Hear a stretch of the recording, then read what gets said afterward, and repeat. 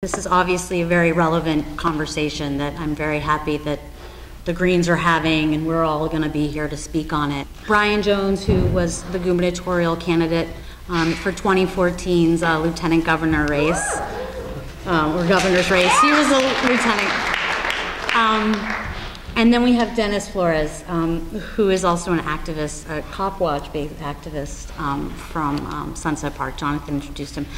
I just want to say Sid, who was essential to kicking off Millions March, which had 50,000 plus people, couldn't be here tonight. She wanted to. She tried to get another speaker to come, but so I'm the one who's doing that. So it's basically going to go like this. Dennis is going to speak, then me, and then Brian. I was part of the Millions March organizing too, so I can say some things about that. And I'll kick it off to Dennis. My name is Dennis Flores. I am of Puerto Rican descent, born and raised in Sunset Park, Brooklyn. 16 years old, back in the mid-90s. I was a juvenile delinquent who went to prison for painting graffiti. And it was in prison that I learned in Rikers Island about a social justice movement amongst prisoners advocating for prisoners' rights. And it was named the Nietas, Association for Pro-Inmate Rights. And it was started in Puerto Rico in the 70s, inspired by the Attica movement. And it was a group of inmates that decided to stop abuse from other inmates and from the administration to make sure that there was no bullying, that there was no robbing, that there was no raping, that inmates had their human rights had to be respected in prison, and to make sure that the transgender people, that gay people weren't abused in prison, make sure that their rights were respected, to keep an order in prison amongst inmates, that although they were in there locked up for some sort of crime, possibly or not, but that they had a right as a human being, that in those conditions that, you know, they had to be respected, and these inmates organized themselves. And it was through this experience that I learned about, you know, organizing my community. I was told, and I learned that, you know, I was a delinquent, I was robbing spray paint, I was out there causing a ruckus, and, you know, I needed to give back. I needed to organize myself, to not, you know, just to use the paint for something good, to use my art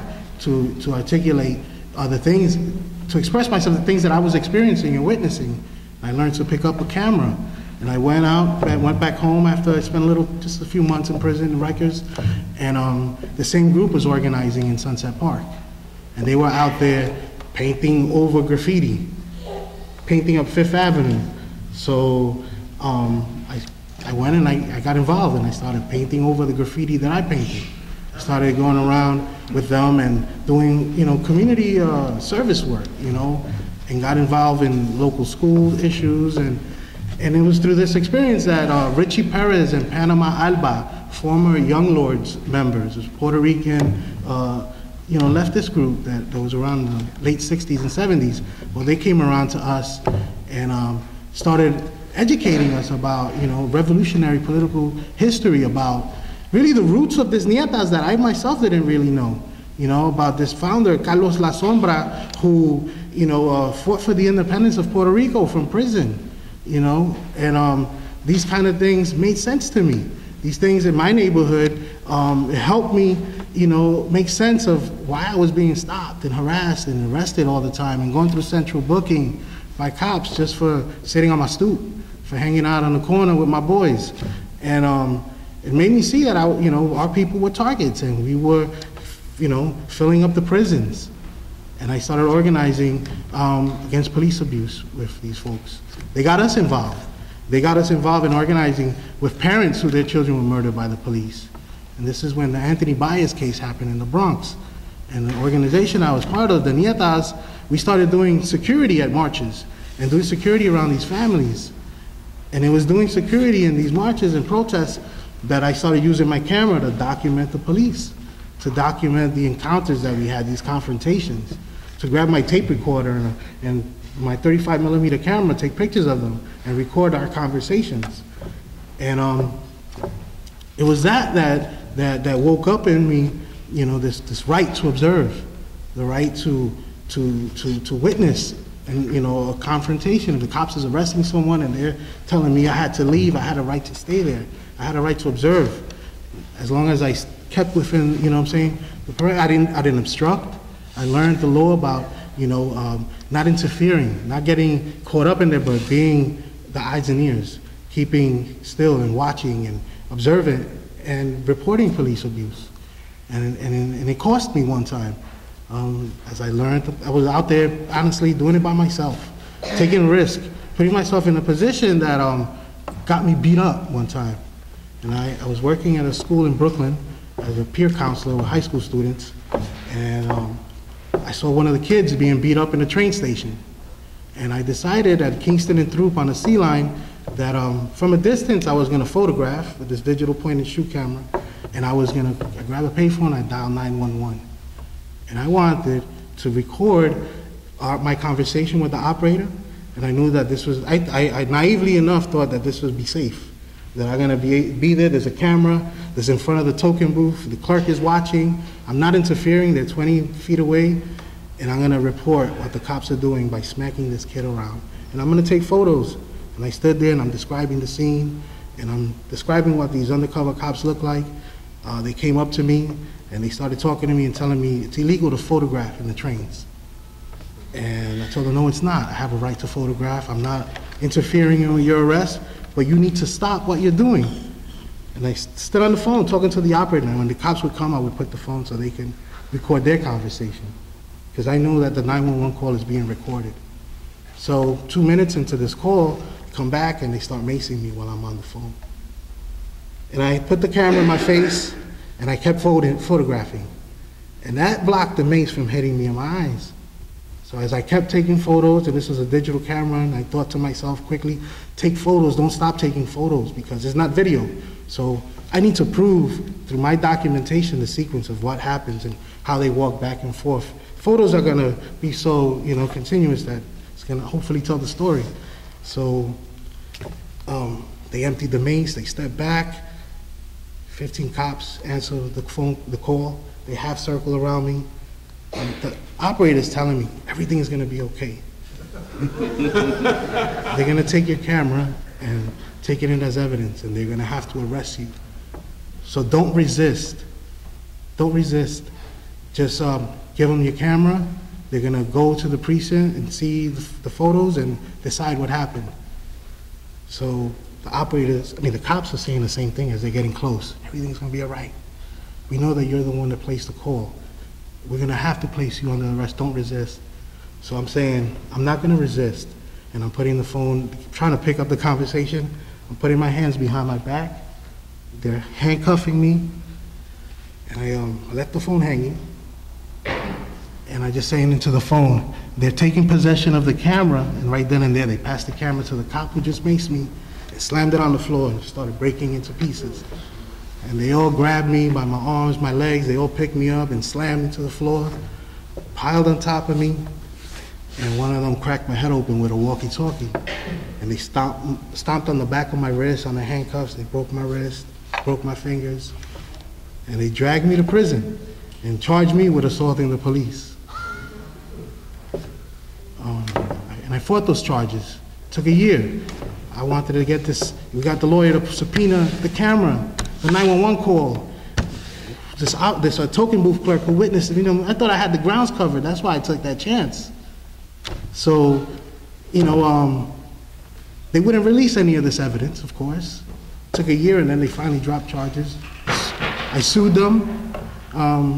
I filed complaints. I tried the CCRB, Internal Affairs, and miraculously, they substantiated my claims. Yeah. They released the 911 recording, right? And they released this cassette tape, and they re-edited it and took the sequence, how it started. The initial call wasn't frantic. I'm yelling at this point. And they took the part when I started getting maced, and they put that in the beginning to make it seem as though I'm calling the cops all crazy. So my own lawyer didn't believe me at that point. He says, Dennis, you're remembering certain things certain ways. You know, human mind works that way. You know, you went through a traumatic experience. This is the evidence. Cops are not gonna lie. This is the evidence. They're not gonna make this up. So I argue with my lawyer. This is bullshit. So Like a year later, they released what's called a sprint report, which is a transcript that the operator makes, word by word, of everything that they edited out. Everything, minutes into this phone call. I was on that phone for 5 minutes, and they chopped this up, and they erased things, and then now this sprint report spoke, and it said, and everything that was missing was there. So my lawyer was like, oh shit, you were right. You're right. All of a sudden, a brand new camera shows up in evidence. You know? There's no, of course, no photos. So then, you know, I went through a departmental hearing. I went in front of inside one police plaza, they had a trial, and the judge is a cop, this prosecutor's a cop, and the cop who cracked my head open is sitting there laughing at me in front of all of them. And this prosecutor, who's supposed to be defending my rights and trying to get this cop fired, he's telling me in the hallway, I could give a shit about you. Like, this is a sham. This is a mock trial, you know? And so they substantiated my claim to Civilian Complaint Review Board, Internal Affairs. But all they have power to do is recommend charges. And the police commissioner has the final word on what to do. And he decided not to listen to their recommendations and, you know, drop all charges on these cops. One of them retired and became a fireman. The other one just came out in the news recently because he apprehended someone and grabbed his foot and broke it. So, you know, they paid me $270,000 as a settlement, and money that I used to organize Cop Watch. Money that I used to buy cameras, buy computers, and use my experience to hopefully inspire somebody to go out there and not by themselves like I did and take a risk, but to organize together, to build a strategy to watch over each other's backs with cameras, to observe police in a safe manner, to hold them accountable, to use these images to organize and to fight against charges that people who are being victimized are being criminalized and being put through the system to face charges for being victims. So within the last few months, you know, that was back in 2002, this incident. So last few months, we're organizing Cop Watch in Sunset Park. The evening of the Puerto Rican Day Parade, which we've been doing every year because we know that's a night that shit's gonna hit the fan. We know that this is a night where our neighborhood is getting flooded with police, and they don't wanna see Puerto Rican youth blowing whistles, waving flags, you know, being loud and beautiful. Somehow that has to be criminalized, so the way they approach us and the way they approach our youth is aggressive, is disrespectful, is violent. And kids who respond to that or don't know how to respond to that get beat up, get thrown in prison, get charged, and have the rest of their lives fucked over because now they got a criminal record. So we've been filming the 72nd Precinct for over 15 years. And this year, like every other year, was the same old thing. But one thing that worked for us was that we had so many people trained in organizing cop watching, that there were so many cameras that they got aggressive, they got physical, they threatened, but they didn't dare take a camera from us. And we got out of there with all kinds of evidence. Evidence that has recently helped young people get felony charges dropped. Kids who, there was this one kid back in June who he was in the middle of a cop throwing a woman to the floor, and he was there with a camera. And he wasn't part of our group, but on his own he was doing this, and we were watching over him. And this kid, this cop grabbed the camera from him, stole it, and bashed his head in with a nightstick. And we filmed it from like 9 different angles. We had a chain of cameras around him watching this. And this cop bashed his face in, and then he swings a second time and he misses, and he cracks the head of another police officer. But charges the kid with a second-degree felony assault on an officer. Luckily, we had this recorded. But this happened underneath an NYPD surveillance camera right over our heads. There was an officer there from the TARU unit, Technical Assistance Reconnaissance Unit, filming it with his camera. You know, so we helped get lawyers for this kid. We filed subpoenas for the footage of these cameras. I filed FOIA requests for this footage as well. And of course, NYPD wouldn't release the footage, just like that 911 call, you know. So throughout the months, we've recorded more videos this last summer of the same officers, the same exact ones, where 2 months later, there's an incident where we recorded a street vendor on Fifth Avenue being arrested for selling fruits and vegetables at a street fair.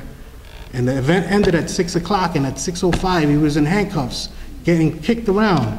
And we got that on video. And he was in handcuffs, subdued already, and this cop came, kicked him, started kicking him in his back. Immediately, Bratton suspended, took the badge and the gun away because we were able to get this video to go viral. The same cop was the one who assaulted the kid in the Puerto Rican Day parade. It was the same one. 6 days later, another police officer that was involved in both of these previous incidents, now he's helping to body slam a pregnant woman in Sunset Park onto the floor, and we videotaped that. And we put it out there, and the video went viral, and it went and hit the news. It went to international news. It was seen all over the world. Sandra Mesquita being thrown onto the street, and the cop throwing his weight on her back. And this is the same group of police officers running amok, doing whatever they want. So we had gone to the local city council member, Carlos Menchaca, and we had tried to get his help to do something. Because through participatory budgeting, they helped use $680,000 to buy more cameras in the neighborhood. Cameras that the public has no access to. You know, cameras that is recording the public in public space with public money, but the public can't use that type of evidence to fight cases. People who are being charged, people who are being criminalized. So what happened is that Carlos Menchaca, because he chose to ignore us, because he chose to push this to the side, and because he didn't even want to look at these videos, the day right after this woman was slammed to the floor, he gives an award to this police officer, and he makes him the police officer of the month, Elvis Marizalde from the 72nd Precinct. The Home Reporter took photos and wrote an article about it, and here this cop is up and down Sunset Park with a license to beat people up. Like, even if you get video on them, ain't shit gonna happen. But what is happening is that people are organizing themselves, people are using video, people are documenting our experiences, and this is what's changing, and this is what happened with the Eric Garner incident. That although video evidence didn't, it didn't get charges on these cops, didn't get that justice, but it got people active, it got people angry, it got evidence for the world to see that this is happening. That before this type of stuff happened every day and never hit the news, but people are organizing themselves to document, to expose it, to share it on YouTube, on social media, to let the world see what the hell we've been living through. And that's what's changing, that people are organizing around this. And this is how the Black Lives Matter movement really blew up. Because everybody's seeing it. It's so disgusting. It's so disgusting that people are angry. Everybody's angry. And you gotta take it to the streets. You gotta make noise. You gotta shake it up. And that's what motivates me. That's what inspires me, seeing people taking it there. Thank you.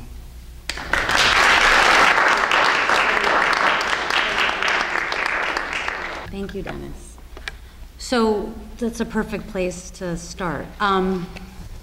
We are right now in the middle of a Black Lives Matter movement, which is very inspiring. Just a little background, I got involved in the anti-police brutality movement back in 2012 around a case, Chantel Davis, who was a young woman in East Flatbush who was shot and killed by an officer, Officer Philip Atkins, in her car in broad daylight on Church Avenue. I don't know if people are familiar with East Flatbush, but Church Avenue is a main drag. I mean, it's like this isn't, this wasn't a shooting that was, behind in some sort of residential street. This happened in front of everybody. And blew up in terms of just the community's response because they actually knew who this officer was. They actually had a name for him. His name was Bad Boy Atkins. He was well known in the community. The way he stopped and frisked people was with a gun. That's how he was described to me.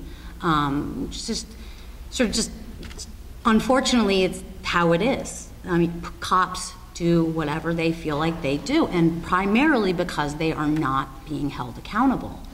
And I think that is a central component of the Black Lives Matter movement. But what's so amazing about the Black Lives Matter movement is it's not just about police brutality. It's about systemic racism. And I think that that's, you know, there was a horrible shooting of obviously Mike Brown. We know this story. And then Eric Garner. But that, I think, is exploded itself into looking at the criminal justice system we live in. We're now looking at what it means to, you know, militarize local police forces. We're now looking at how schools are affected, you know, the school to prison pipeline. There's just connections that are being made in so many other places to which racism is central to the way we live and breathe in our society. And I think stop and frisk, what's happened around stop and frisk in New York City, that something where under Bloomberg there were like 700,000 stop and frisks, to a movement that pushed stop and frisk to, I mean, basically expose what stop and frisk was, to now we have, there's basically 90%, the police are no longer stopping and frisking people. That's dropped 90%, which is big. In a way, police have been held accountable in a minute way. But it's not that easy, right? We have Eric Garner, right, who is a young man who, or 45-year-old man with kids, and was, you know, on the street trying to sell Lucy's. And in front of everybody with a camera, he's taken down and strangled to death. And he is, of course, unfortunately, not held accountable again. And I think that this sort of systemic racism that exists in our society that we see so much, that made people explode in a way that we haven't seen before. And just to back up a little, when I was working around the case of Chantel Davis, there were protests that happened out of that.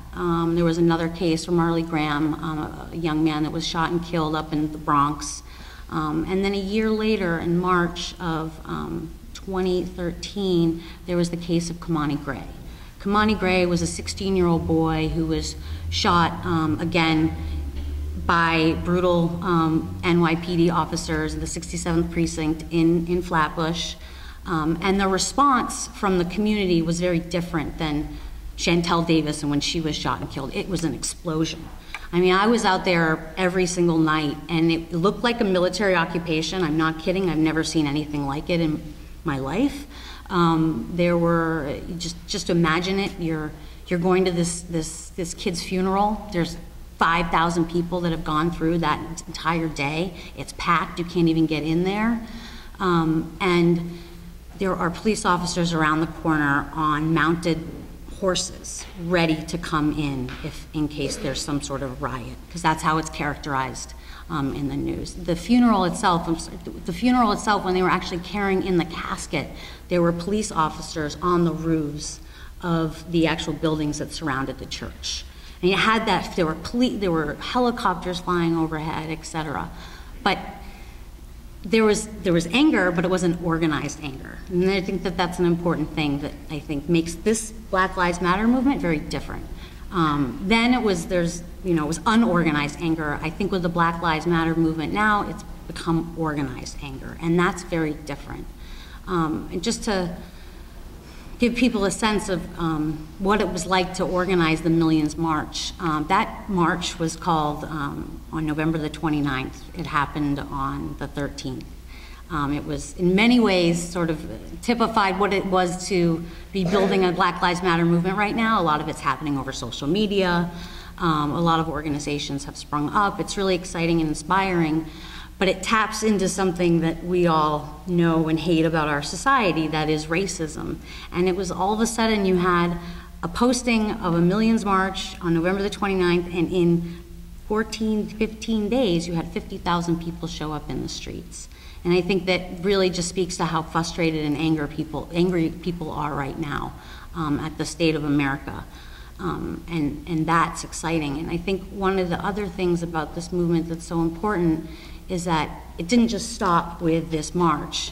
Millions March itself is starting to form its own group. There are other groups that have formed, and tomorrow there's actually going to be an incredibly inspiring conference where you have Black Lives Matter activists that are coming together to talk about strategy, to talk about what's next in the movement. And I think that these are important things right now because there is no real direction, and I think activists are trying to figure out that direction. I say that there is no upcoming action that's being planned, right? I think this is an important thing because I think we talk a lot about, movements and protests and stuff like that, but you don't get to sort of the nitty-gritty of what it means to actually organize yourselves, what it means to actually put a demonstration together and then come out of that with next steps. Those aren't logical conclusions, and I think that's what's so wonderful about the Black Lives Matter movement is that that's beginning to take hold. And not just New York City, it's happening in San Francisco, it's happening in Chicago, it's happening in Boston. There's a real new organized base of youth activists, in particular Black activists, that are standing up to really put out there what it means to say Black Lives Matter. And I think that that's what's really inspiring for us right now. And I encourage everyone here to be part of that movement. And I think that it's one thing to show up to a demonstration. 50,000 people showed up, that day on December the 13th. I think it's another thing for people to sort of get organized. And there are a lot of different groups that are forming right now. And I think you can all meet them tomorrow at the gathering, which is this conference that we're having. Because I think what's important is that we need to grow. We need hundreds of thousands of people involved in this movement if we're really going to hold police officers accountable. And we don't have that yet, but it's possible.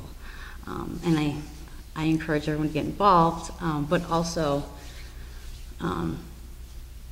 organize in your communities, talk to people about it. Whenever there's another event coming up, get them out as well. Because I think we actually can make some real changes. So one day we actually are holding police accountable. Police should not be, should not feel that they can just shoot a kid in the middle of the street and get away with it. They should be scared of us and the reaction that we have to them. And I think that we have the possibility of doing that. So that said, Brian. Thank you, Gina and Dennis. Thanks to the organizers of this event for bringing us out here. It's really hard to listen to your story. Think about what that must have been like for you. While you were talking, I was thinking just about what that must feel like to have. I've never been slammed and stomped and my head cracked by police like that. I've never experienced that. The feeling of violence, of terror, and living with that. To say that America is a violent, racist country is the understatement of the day. There literally would not be such a thing as the United States of America if it weren't for racist violence. This country would not exist. Racist violence is what this country does all the time, and it has never stopped. Sometimes when these murders happen, you hear people say, well, this is nothing new. Yeah, that is also an understatement to say that this is nothing new. The top grossing film right now in the United States of America is American Sniper, a white man shooting brown people. A racist film, a disgustingly racist, violent film, and that's the top grossing film in the country right now. So this is a deep, deep problem that we are confronting. And the movement against racist violence is also not new. That has gone through many different phases and many different struggles and had many different martyrs. But the fact that we are now entering a moment where there is a new surge of activism and mobilization and fight back is incredibly important. And that's why we're gathered here. This is a really important moment. And I just want to mark some of what I see as enormous advances by this movement right now. Things that have moved forward that are good, that we should celebrate and we should strengthen. First of all, taking back our streets. I am so damn sick of every time you go out to protest, doing it from some little free speech prison that they put you in. The Black Lives Matter movement has created a whole different vibe on the streets, taking over streets, marching all night if necessary. And it started with the people in Ferguson who refused to leave the streets, despite the tanks, despite the hoses, despite the helicopters, refused to leave the streets. That visibility, that presence is the whole reason that there is a new movement today, and that's really important. Secondly, I just want to mark for people the slogan and the hashtag, Black Lives Matter. I saw somebody at the march that Gina helped to organize with a sign that said, all lives matter. And I thought to myself, what a slap in the face. And I know that some people out there who are well-meaning people, good people, they came out to the protest, they joined it. And you may encounter some people who say this, well, don't all lives matter? Turn around and ask that person this, do you go to a cancer march and say, what about other diseases? Do you do that? No, you don't do that, because that would be ridiculous. Because there's nothing about holding a cancer march that in any way denigrates the struggle of people with other diseases. It's only when black people stand up and say, Black Lives Matter, that people say, whoa, wait a minute, what about other lives? Well, why do you even have to pronounce the words, Black Lives Matter? Why do you even have to say that or assert that? Think about one of the most iconic photographs of the civil rights movement is from Memphis in 1968, where Dr. King was assassinated trying to help black sanitation workers organize a union. Those workers marched with signs that said, I am a man. The same basic thing, an assertion of personhood. Because to organize a union at that time was to assert your social equality. I'm going to sit down with you and negotiate the terms of my employment, and what you can do and not do to me is going to be in part determined by me, not just by you. Similarly, we are at such a low point that people have to march under the slogan, Black Lives Matter. That is outrageous and disgusting that in 2015, that's the slogan that we're marching behind. But it's a great slogan, I would argue, and it's an important slogan because it is so capacious. Why do Black Lives Matter? Because Black Lives Matter is not just about the terror and the violence on the streets, as if this were Birmingham, as if this were the Deep South. The terror and violence on the streets in the North in 2015, 50 years after the Civil Rights Movement, the terror and violence on the streets. Think about that for a minute. It's not just the terror and violence, it's also the gentrification. It's also the low wages. It's also the schools. And by the way, the terror and violence is more and more moving into the schools as the police move into the schools and the policing moves into the schools. So the Black Lives Matter in a lot of ways, and that is manifest in a lot of ways in our society. That's why I like that slogan. I think a very important development that I can't underline enough is the development of a new leadership out there, a new generation of people. And it's really unfortunate that you did a great job filling in for Sid, but that Sid Nichols couldn't be here, because there's a new crop of people coming up who are asserting themselves as leaders in this movement. And that's no disrespect to a previous generation. Many of them are making links with another generation, but there's something going on that's important. And look, we're here at a Green Party meeting. I ran with the Green Party. I'm a socialist. I just want to say straight out, to me what this means is that there are people trying to create a leadership outside of the Democratic Party. That is a very important development. The Democratic Party, by the way, and including black figures in the Democratic Party, have been rising, and their stars have been rising while all of this new Jim Crow stuff has been going on, and they have not done anything about it. They are in part complicit in it, because they have been pushing respectability politics. They have been saying, pull your pants up. They have been voting to increase the budgets and militarize the police. You could go through the whole thing. The number of black men in prison doubled under the first black president, Clinton. The Congressional Black Caucus voted to expand the death penalty. Eric Holder, the first top cop in the nation who was black, did nothing for 6 years, and then said a few noises about legalizing marijuana at the end. And now the new person they want to put in, Lynch, it supports the death penalty. Did you know that? The new woman that they want to put in will be the first black woman to be an attorney general who supports the death penalty, one of the most racist institutions in this country. Somebody ought to talk to her about Troy Davis. I mean, really. This woman opposes the legalization of marijuana. Legalization of marijuana is one of the principal reasons, or rather pretexts, that they use to snatch up black and brown men off these streets. And by the way, New York State is a leader of that. 100,000 people they snatch off the streets in this state every year. So, no, when Obama's friend Skip Gates was jacked up trying to enter his own home while black, Obama tried to make it into a misunderstanding between two men. Let's just have a beer and talk about it. As if this were not a pervasive problem that goes all the way back to the country's founding. And now we have Mayor de Blasio, who came into office with much promise and liberal, potential that people projected onto him, in my view. And then he appoints Bratton to be the head of the police, the man who practically wrote the book on broken windows, or we should say broken windpipe policing.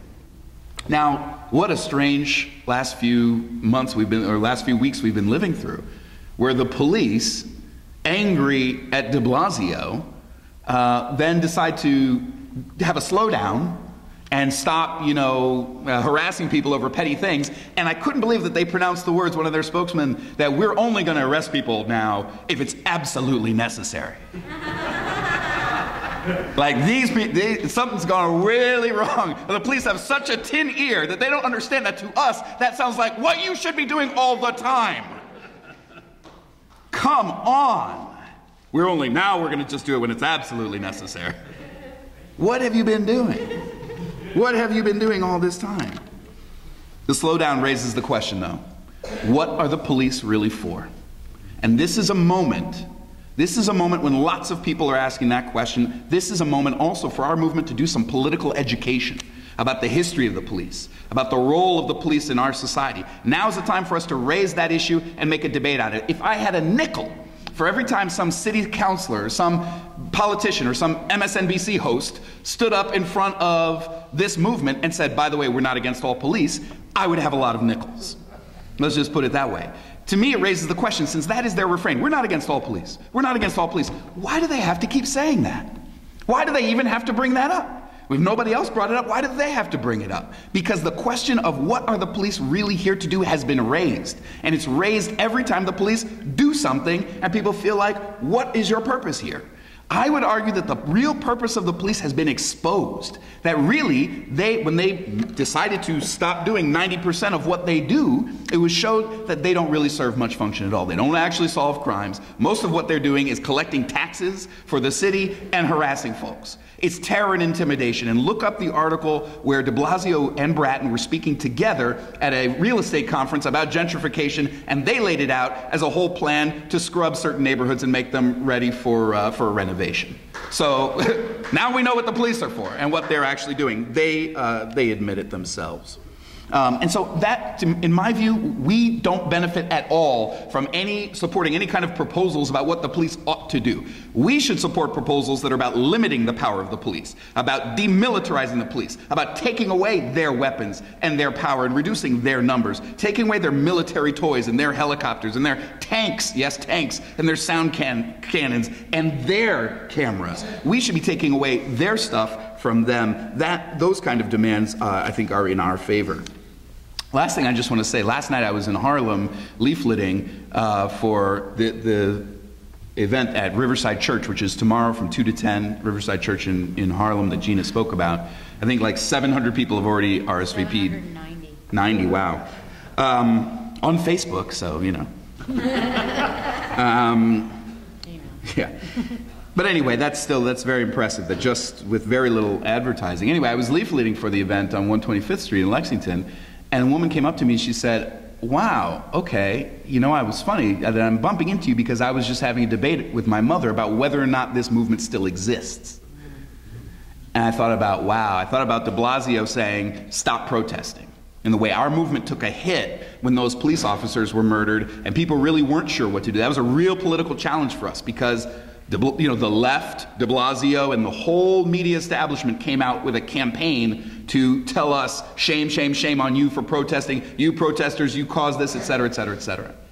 And then when we got quiet even a little bit, some people who were not plugged in to the network of activists and organizations literally did not know whether or not the movement existed. This woman bumping into me said, okay, so I'm seeing you out here. Now I'm going to take this flyer, take it back to my mother and say, see, people still are organizing. Actually, this movement still does exist. And I just want to say this last thing, because we are never going to have, our talk show on MSNBC. Like they're never going to give us access to the media the way that they have access to the media.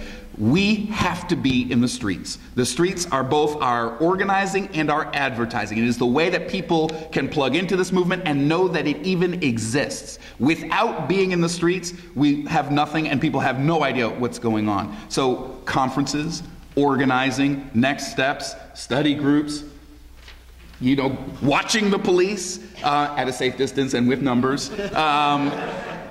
All of the above. But above all, we have to remain in the streets. And I think that is one of the big inspirations I've taken from this moment. I'm proud to be a part of it, and thank you for having me. Police culture. It is a paramilitary organization, and you can't get fired for being a bad cop, but you can have your career destroyed and get fired for ratting out a bad cop. And so when you're asking good cops to come forward and rat out the bad cops, you're asking these people to give up their careers.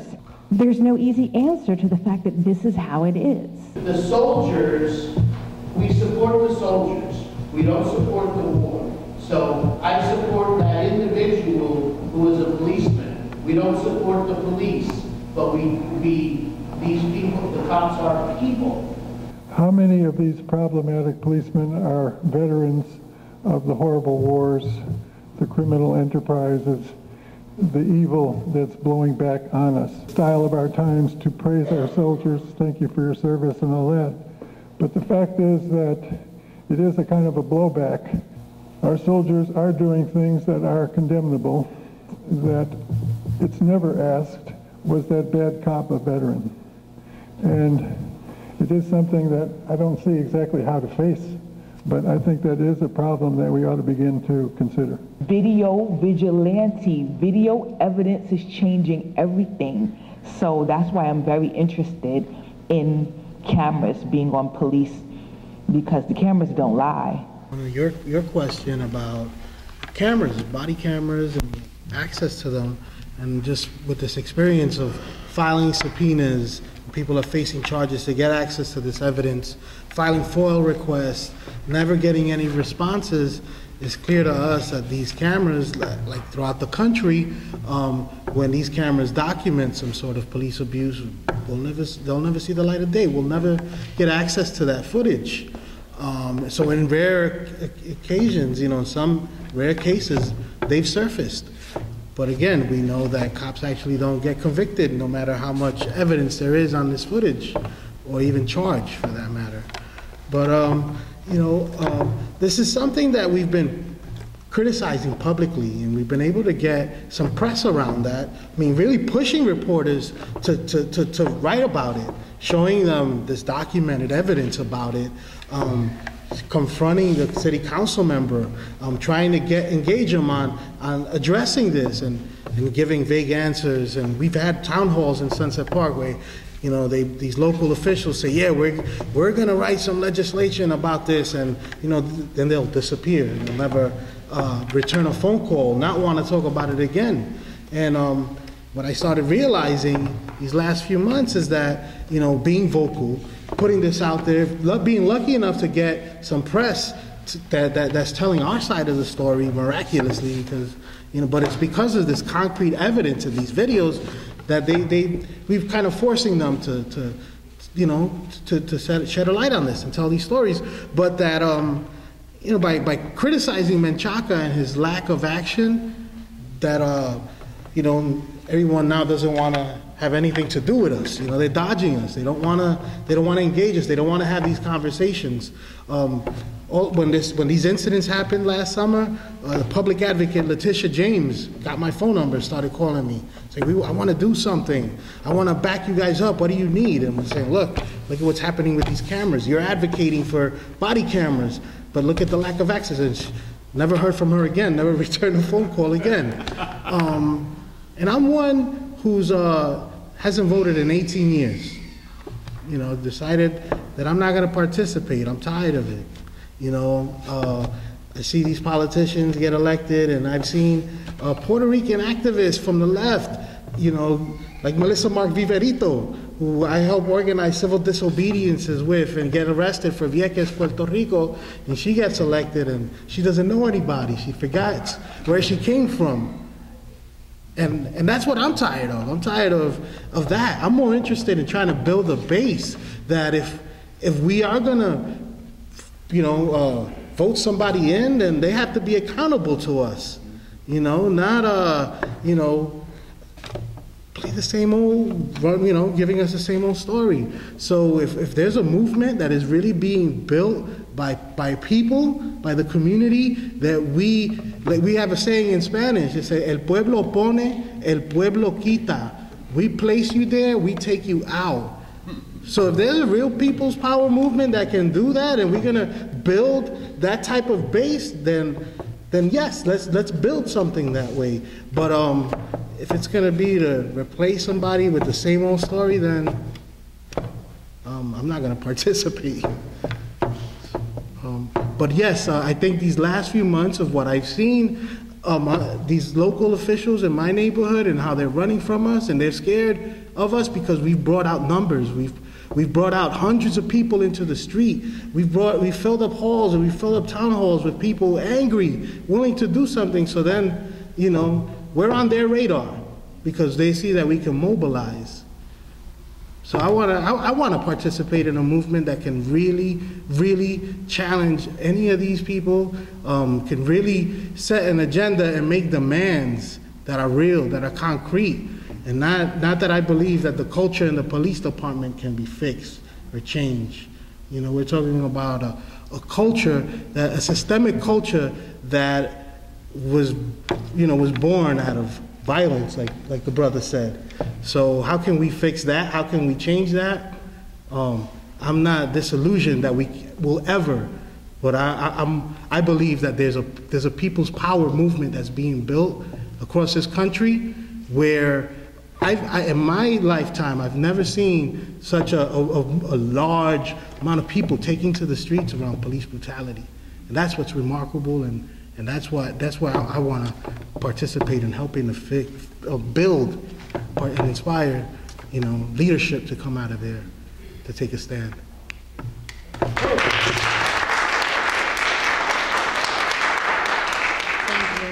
you. Yeah, I don't want to recruit the police to my movement. I don't have any business being part of a movement that is consciously trying to fight what they do to our side constantly.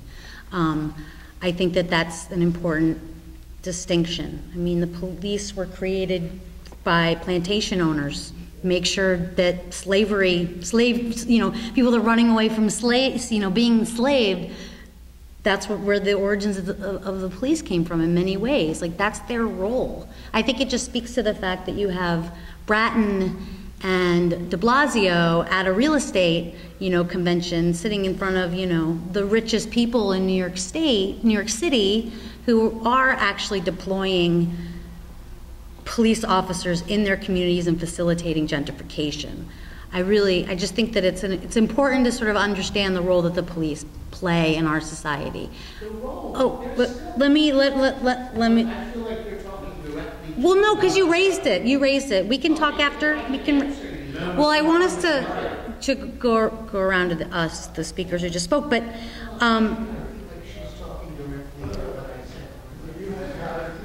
So you weren't the only one who raised this, actually, but I also think that this is a question in our movement too, as well.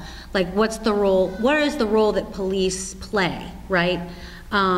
For example, like when talking about cameras, right? Well, we saw what happened with with a camera when you had Eric Garner being filmed. This whole death happened right in front of us, and that was broadcast for the nation. The only person that was indicted in that situation was the guy holding the phone, right?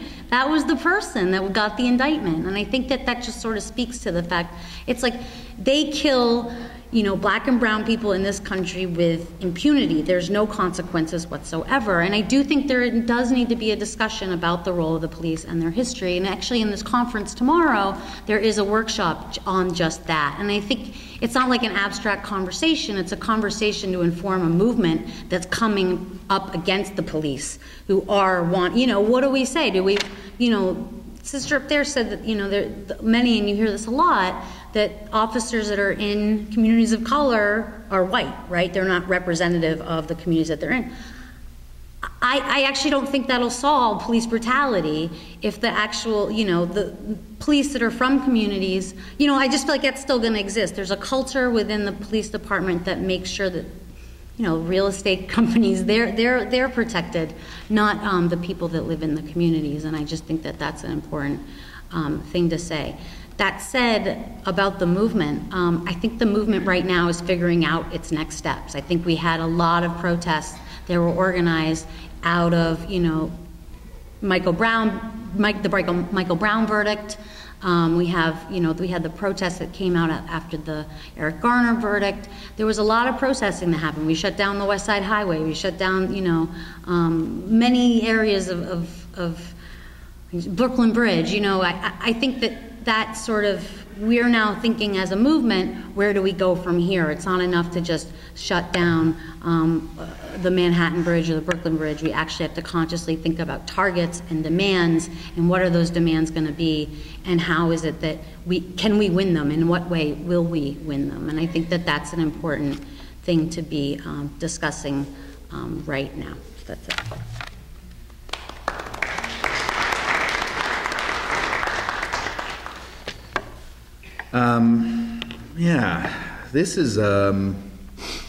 This is really going to be a tough fight. I mean, for reasons that people raised about the nature of the police, and for a lot of other reasons.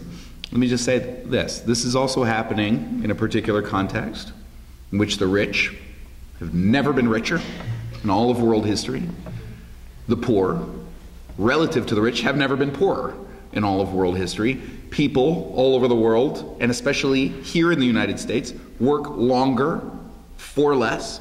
The rents that are already too damn high have never been so damn high as they are right now. There's so much going on, so much tension. Chris Rock says, if people knew what it was like to fly first class Virgin Air, there would be riots. And he's right. In that context, I think the rich instinctively, subconsciously, and consciously understand that they need the police. And that's part of why there has been a slow and steady and gradual buildup of the militarization of the police, because at the end of the day, it's going to be very hard for them to ease up or to restrain the police in this context with tension building. And I think that's why we see part of the way this whole repressive apparatus of the police thing works is that they use it against a vulnerable group, and then that allows them to build it up, and then they use it against whoever they want.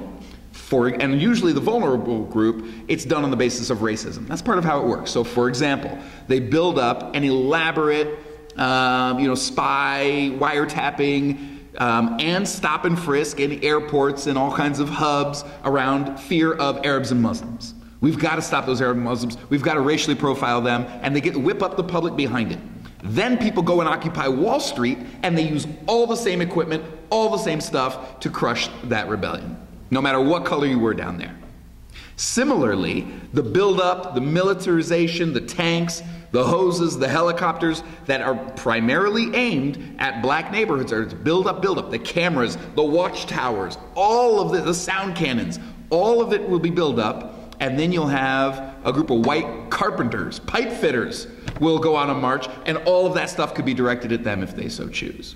The history of the police is that they are unique in our society. They are unlike other armed bodies, for example, such as the Army. There's a history in every nation of the world of the Army whose guns are directed at a foreign enemy abroad, vague foreign enemy. The military, in all kinds of revolutions, brother brought up revolution, all kinds of revolutionary situations, there's a history in every country of the military turning the guns around and deciding to side with the people. The police have never done that. They've never done that anywhere in the world. The only places where police have done that is when they cease to be police and they take off their badges and uniforms and blend in with the crowd and decide to join. But when they do that, they cease to be police at the same time. So the police are a unique institution because unlike the military, their guns are trained right here at all of us. They're trained at their neighbors. They're trained at the town, or if not their neighbors, the town next to. They're trained at the domestic population. And then, of course, they understand where the orders come from. The brother said that they're a public institution. That doesn't fully capture it, because their orders come from on high. Were they to go kicking in doors on the Upper East Side? Were they to go grabbing bankers out of Wall Street and throwing them to the ground? That was insider trading. Start stepping on their wrists. They know what would happen to them. It's just not going to work that way. So the whole thing is it's not directed at the crimes of the rich. It's not directed at the crimes of the powerful. All of those crimes are on the books too, but there's selective enforcement everywhere, universally, all throughout their history of our crimes. You know, crimes like walking around, crimes like not having a job, crimes like being poor, crimes, whatever. Crimes like smoking weed, which is a huge crime, apparently. And so the police are a political force that we do not wield. That's part of the problem. And I wouldn't say that right now the movement has to think what I think. Like this brother over here disagrees. So I wouldn't say like the movement has to say what I say, but I would say that the movement should not say as its politics that we're not against all police or that we're for the police. I don't think we should take a stand on that. I think we should have an open movement where this kind of thing can be debated while we all agree that we're against police violence and we're against what they're doing. That should be the politics of the movement. The violence has to stop. And then I'll bet if we take that as our starting point that there's a bunch of demands that we could all get behind, like if police kill people, like they're doing, they ought to go to jail. There ought to be consequences for police. There ought to be convictions for cop killers. It's not like rotten apples in a barrel. It's like a rotten barrel that corrupts the apples. It's like saying, are slave catchers human beings? Are there some good slave catchers? Like, are slave catchers nice to their family? It's not the person that's the problem, it's the category. And I think what we saw with the slowdown is that I'm the type of person who says, let's dream of a society without police. Let's dream of a society without a professional armed force walking around in our neighborhoods. I think we could actually be safer without that. And then it raises issues about what is safety and what makes us safe. And let's talk about that too, because all the millions of dollars that are going into these weapons and guns and surveillance and all of this are money that they are distinctly not spending to build up our schools and our hospitals. If anything, they're closing the hospitals. They're shutting down the job opportunities. So you have a confluence of events where people struggle to get a job. They cannot even find a job that makes $15 an hour, which many people here have been advocating is the minimum wage. Meanwhile, they're spending $15 million to beef up the police. And so it only makes sense from a repressive perspective. It doesn't make sense from a human justice and safety perspective.